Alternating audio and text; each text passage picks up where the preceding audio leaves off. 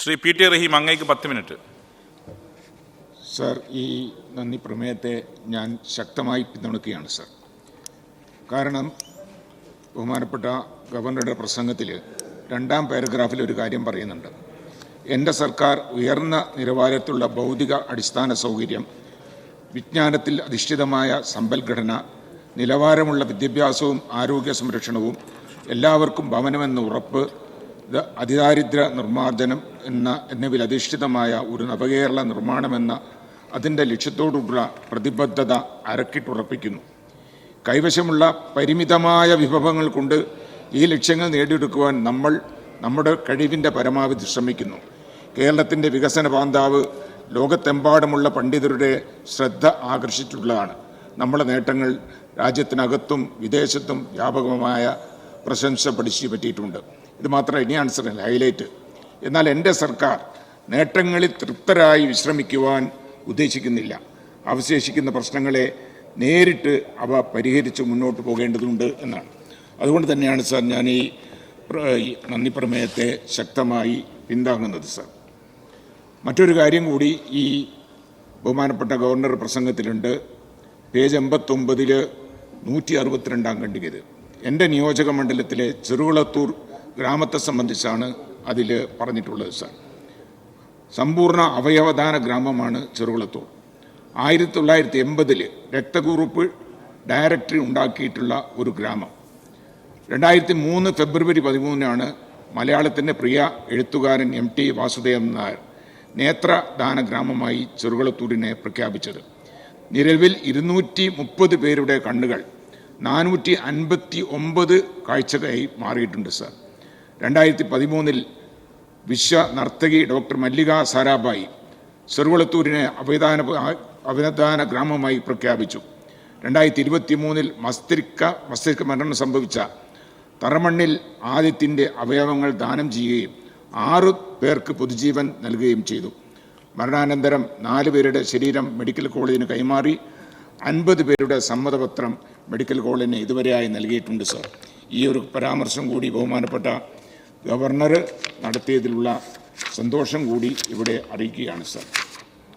പക്ഷേ ഇതൊക്കെ ആണെങ്കിലും കൂടി ചില ആളുകൾ ഗവർണറുടെ പ്രസംഗത്തിൽ വിമർശനം ഉന്നയിച്ചത് അക്ഷരം ഒന്നും വിടാതെ തീർത്തും ഗവർണർ പ്രസംഗം വായിച്ചിട്ടുണ്ട്. ഗവർണറുടെ പിണറായിയുടെ കൈ മുറുകെ പിടിച്ചിട്ടുണ്ട്. ഇതൊക്കെ ഒരു ഒത്തുതീർപ്പിൻ്റെ ഭാഗമാണ് എന്നാണ് അവർ പറയുന്നത് സർ. ഈ ഒരു വിമർശനം ഞാനൊരു പത്രറിപ്പോർട്ട് കൂടെ വായിക്കാം. ഒടുവിൽ റാവുവിനും AICC ആസ്ഥാനത്ത് ഇടം കിട്ടി. ന്യൂഡൽഹി മുൻ പ്രധാനമന്ത്രി VP നരസിംഹറാവുവിൻ്റെ ഛായാചിത്രം കോൺഗ്രസ് പാർട്ടിയുടെ പുതിയ ആസ്ഥാനത്ത് ഇടം പിടിച്ചു. റാവുവിൻ്റെ 4 ചിത്രങ്ങളാണ് ഉൾപ്പെടുത്തിയത്.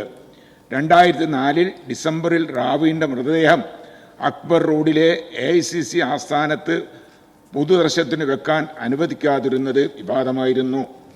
പിന്നീട് അക്ബർ റോഡിലെ പഴയ ഓഫീസിലും ചിത്രമുണ്ടായിരുന്നില്ല. ഇപ്പോൾ റാവുവിനെ BJP രാഷ്ട്രീയമായി ഉപയോഗിക്കുന്ന സാഹചര്യമാണുള്ളത്. റാവുവിന് മോദി സർക്കാർ ഭാരതം നൽകി ആദരിച്ചിരുന്നു എന്നാണ് ആ റിപ്പോർട്ട് സർ. അപ്പോൾ കോൺഗ്രസ് തിരുത്തിക്കൊണ്ടിരിക്കുകയാണ്. കാരണം ബാബരി മസ്ജിദുമായി ബന്ധപ്പെട്ട വിഷയത്തിലാണ് നരസിംഹറാവു ഒറ്റപ്പെട്ട് അദ്ദേഹത്തിന് ചിത്രം പോലും AICC ആസ്ഥാനത്ത് വെക്കാതിരുന്നത്. ഇപ്പോൾ അതൊക്കെ കോംപ്രമൈസ് ആക്കി 2 കൂട്ടരും കൂടി ഒന്നായി സബൂറാക്കി എല്ലാവരും കൂടി ഒരു രൂപത്തിൽ എത്തിയിട്ടുണ്ട് എന്നാണ് എനിക്ക് സൂചിപ്പിക്കാനുള്ളത് സാർ. രണ്ടാമത് ഇവിടെ മറ്റൊന്നും പറയാനില്ലാത്തത് കൊണ്ട് ഒരുപാട് കാര്യങ്ങൾ പറയേണ്ട, അഴിമതി ഒക്കെ പറയുകയാണ്.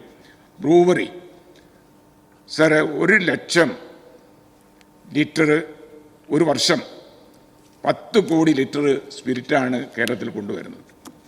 അതൊക്കെ കൊണ്ടുവരുന്നത് കർണാടകയിൽ നിന്നാണ്. ഇത് കൊണ്ടുവരാൻ 100 കോടി രൂപയുടെ ചെലവാണ് വരുന്നത് സാർ. നമുക്കൊരു കാര്യം ആലോചിക്കുക സാർ. സർക്കാർ അംഗീകാരത്തോടെ തന്നെ 8 ഡിസ്റ്റിലറി ഇവിടെ പ്രവർത്തിക്കുന്നുണ്ട്, 10 ബ്രാൻഡിങ് യൂണിറ്റ് പ്രവർത്തിക്കുന്നുണ്ട്, 2 ബ്രൂവറി പ്രവർത്തിക്കുന്നുണ്ട്. കേരളത്തിൽ ബിവറേജ് കോർപ്പറേഷൻ വഴിയാണ് മദ്യവിൽപ്പന. 309 വിൽപ്പനശാലകളാണ് സ്ഥലപ്പെടുള്ളത്. കർണാടകയിലുള്ളത് 3780. മദ്യ ഉപയോഗം കുറയുന്നുണ്ടോ കൂടുന്നുണ്ടോ നമുക്ക് നോക്കാം. 2012-2013 241.8 ലക്ഷം കേസ് മദ്യമാണ് കേരളത്തിൽ വിറ്റുപോയത്. എന്നാൽ അത് 2021-22 ആയപ്പോൾ 181.03 കുറയുകയാണ് ഉണ്ടായത്. ബീവറേജ് കോർപ്പറേഷൻ രൂപീകരിച്ചത് എന്നാന്ന് നോക്കിയാൽ മതി. ആരായിരുന്നു അന്ന് മന്ത്രി, ആ വകുപ്പിൻ്റെ ചാർജിലുള്ള മന്ത്രി എന്ന് നോക്കിയാൽ മതി. ഈ കാര്യം പ്രത്യേകം ശ്രദ്ധിക്കണം. പാലക്കാട് ഉൾക്കൊള്ളുന്ന മലബാറിൽ മദ്യം കഴിച്ചാൽ പോലീസ് പിടിച്ചുകൊണ്ടുപോയിരുന്നു. ആ കാലഘട്ടത്തിൽ മദ്യനിരോധനം ഉണ്ടായിരുന്നു. എപ്പോഴാണ് അത് എടുത്തു കളഞ്ഞത്, ആരാണ് അന്ന് ഭരണത്തിലുണ്ടായിരുന്നത് എന്നൊക്കെ ഒന്ന് ആലോചിച്ചാൽ മതി.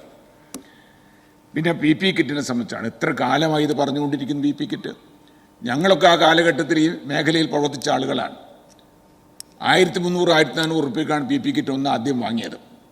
കുറച്ച് കഴിഞ്ഞപ്പോൾ അതിന് 300 റുപ്യയായി. കഴിഞ്ഞപ്പോൾ കുറച്ച് ആർക്കും വേണ്ടാണ്ടായി. എൻ്റെ വീട്ടിൽ വരെ സൂക്ഷിച്ച PP കിറ്റൊക്കെ പിന്നെ രണ്ടാമത് ആർക്കും വേണ്ടാതെ എടുത്തു കൊടുത്തതാണ്. ഒരുപാട് വിഷയങ്ങൾ സർ കോവിഡ് കാലത്ത് ഇവിടെ നേരത്തെ സൂചിപ്പിച്ചു. പൗരത്വ വിഷയവുമായി ബന്ധപ്പെട്ട് ഈ സർക്കാർ സ്വീകരിച്ചിട്ടുള്ള അല്ലെങ്കിൽ ഇടതുപക്ഷം സ്വീകരിച്ചിട്ടുള്ള നടപടികൾ നമുക്കൊക്കെ വളരെ നന്നായി അറിയാവുന്നതാണ് സർ. ഇപ്പോൾ ഇവിടെ ബഹുമാനപ്പെട്ട ഇവിടെ പല കാര്യങ്ങളും സൂചിപ്പിക്കുകയുണ്ടായി. ചില ആളുകൾ വിചാരിക്കുന്നത് ഇപ്പോൾ വർഗീയത പ്രചരിപ്പിച്ചാൽ രക്ഷപ്പെടും എന്നാണ്. അതിനുവേണ്ടിയുള്ള ശ്രമങ്ങളാണ് നടത്തിക്കൊണ്ടിരിക്കുന്നത് സർ. ഞാൻ പാലക്കാട് ചേലക്കര പോയി പറയാനുള്ള കാരണം എന്ന് വെച്ചാൽ ബഹുമാനപ്പെട്ട ജിഫ്രി മുത്തുക്കോയ തങ്ങൾ, തൃശ്ശൂർ ബഹുമാനപ്പെട്ട ജിഫ്രി മുത്തുക്കോയ തങ്ങൾ ഒരു കാര്യം വളരെ വ്യക്തമാക്കി. ഞങ്ങൾക്ക് ഏതെങ്കിലും രാഷ്ട്രീയ പാർട്ടിനെ തള്ളിപ്പറയാൻ സാധിക്കില്ല. എന്ത് കാരണമെന്ന് ചോദിച്ചാൽ, കാരണം ഇവിടെ കോഴിക്കോട്ടും മലപ്പുറത്തും ഒക്കെ ചിലപ്പം ലീഗുകാരായിരിക്കും മഹല്ല് കമ്മിറ്റിൻ്റെ പ്രസിഡന്റ് സെക്രട്ടറിമാരും. ഇവിടെ നിന്ന് അങ്ങോട്ട് പോയാൽ അങ്ങനെയല്ല, എല്ലാവരും ഉണ്ട് എന്ന് അദ്ദേഹം പറഞ്ഞു. ഞാനത് കാഷ്വലായിട്ട് പറഞ്ഞാണെന്നാണ് വിചാരിച്ചത്. പക്ഷേ തൃശ്ശൂർ ജില്ലയിലെ ഞാൻ നേരത്തെ സൂചിപ്പിച്ചതുപോലെ ചേലക്കര പോയപ്പോൾ തലശ്ശേരി എന്നൊരു സ്ഥലത്താണ് ഞാൻ തെരഞ്ഞെടുപ്പ് പ്രസിഡന്റത്തിന് പോയത്. ഞാൻ അവിടെ പോയി ഒരുപാട് ആളുകളെ കണ്ടു, പല മഹലിൻ്റെ ആളുകളെയൊക്കെ കണ്ടു. അതിലൊരൊറ്റ ലീഗുകാരനുമില്ല, എല്ലാം ഇടതുപക്ഷക്കാരാണ്.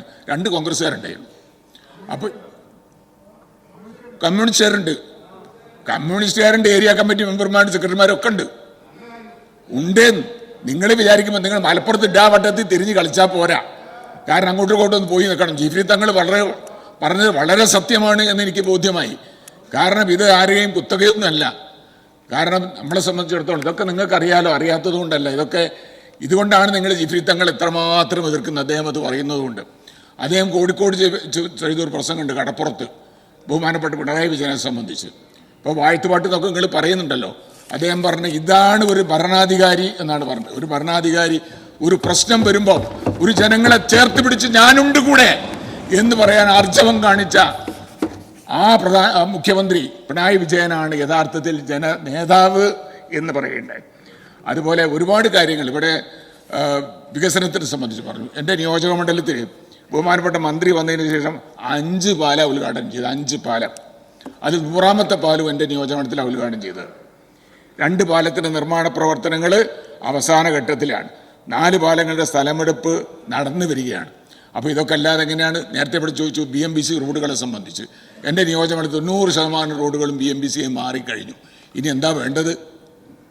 ഗവൺമെൻറ്റിൻ്റെ പ്രസംഗത്തിൽ പറഞ്ഞിട്ടുണ്ട്, ഞങ്ങൾ ഇതുകൊണ്ട് തൃപ്തിപ്പെടുന്നില്ല, ഇനിയും ഒരുപാട് മുന്നോട്ട് പോകാൻ തന്നെയാണ് ഞങ്ങൾ തീരുമാനിക്കുന്നത്. വിശപ്പിനെ സംബന്ധിച്ചൊക്കെ ഇവിടെ പറഞ്ഞു. അങ്ങനെയൊന്നും അല്ല എന്നാണ് പറയുന്നത്. ഞാൻ ചോദിക്കട്ടെ, മലബാർ ഗോൾഡ് ഒരു പദ്ധതി ഏർപ്പെടുത്തി, വിശപ്പ് രഹിത ഇന്ത്യ. അവരെല്ലായിടത്തും പലയിടങ്ങളിലായി കിടക്കുന്ന ആളുകൾക്ക്, പാലത്തിൻ്റെ ചോട്ടിലും ഓവർബ്രിഡ്ജിൻ്റെ ചോട്ടിലൊക്കെ കിടക്കുന്ന ആളുകൾക്ക് ഒരു പദ്ധതി ആവിഷ്കരിച്ചു. അദ്ദേഹം ബഹുമാനപ്പെട്ട മുഖ്യമന്ത്രിയാണ് കോഴിക്കോട്ടത് ഉദ്ഘാടനം ചെയ്തത്. പക്ഷേ കേരളത്തിൽ അതിൽ രജിസ്ട്രേഷൻ ഇല്ല എന്നാണ് അദ്ദേഹം പറഞ്ഞത്. കേരളത്തിൽ രജിസ്ട്രേഷൻ ഇല്ല.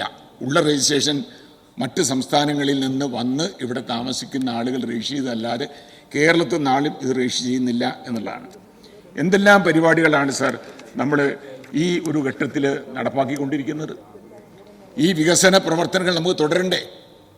ഇവിടെ ഇങ്ങനെ ഓരോരോ കാര്യങ്ങളും ഇങ്ങനെ പറഞ്ഞുകൊണ്ട് ഇല്ലാത്ത കാര്യങ്ങൾ പറഞ്ഞ് വർഗീയത പ്രചരിപ്പിച്ച് രക്ഷപ്പെടാൻ വേണ്ടിയിട്ടുള്ള ശ്രമം ആണ് നിങ്ങൾ നടത്തിക്കൊണ്ടിരിക്കുന്നത്.